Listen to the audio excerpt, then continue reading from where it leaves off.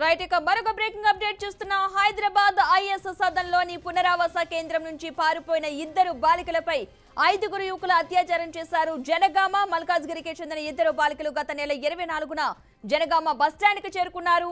ఆశ్రయం కల్పిస్తామని నమ్మించి 5 యువకులు వారిపై అత్యాచారం చేసి వదిలేసినట్టుగా తెలుస్తోంది. పోలీసులు అమ్మాయిలను గుర్తించి ఆరా తీయగా విషయం బయటకు వచ్చింది. దీంతో నిందితులను అరెస్ట్ చేశారు పోలీసులు.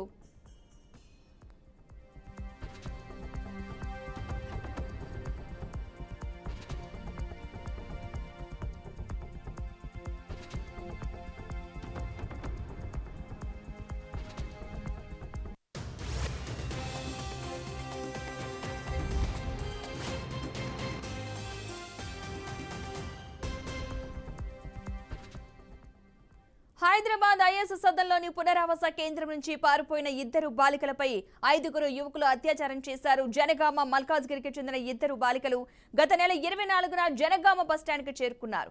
ఆశ్రయం కల్పిస్తామని నమ్మించి 5 యువకులు వారిపై అత్యాచారం చేసినట్టుగా తెలుస్తోంది.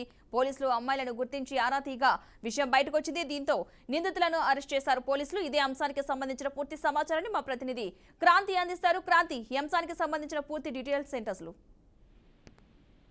ప్రస్తుతానికైతే జనగాం జిల్లాలో మాత్రం దారుణం చోటు చేసుకుందని చెప్పుకోవచ్చు.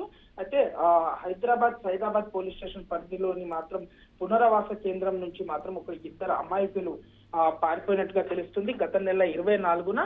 అయితే వీళ్ళిద్దరు అమ్మాయిలు మాత్రం మన Jangaon police station bus stop లో మాత్రం పోలీసులు గుర్తించడం జరిగింది. అయితే వీళ్ళిద్దరి పైన ఆరా తీయగా మాత్రం ఒక 5 యువకులు రాజు, నాగరాజు, లిఖిత్ అనే వాళ్ళు మరియు 5 వీళ్ళు మాత్రం ఆ అమ్మాయిలకు ఇద్దరికి, ఎందుకంటే వీళ్ళిద్దరు కూడా ఒక అమ్మాయి మల్కాజ్గిరికి చెందింది అయితే మరో అమ్మాయి జనగాంకి జిల్లాకు చెందిన అమ్మాయిలు. వీళ్ళిద్దరూ జనగాం బస్ స్టాప్ లో అనుమానాస్పదలో ఉండగా ఆరాధేయగా మాత్రం వీళ్ళు 5 మాయమాటలు చెప్పి అత్యాచారానికి అయితే పాల్పడ్డట్టుగా తెలిసింది. అయితే ఇదే అంశం పైన వీళ్ళ 5 పైన కేసు నమోదు చేసుకొని అయితే రిమాండ్ కి అయితే తరలించారు.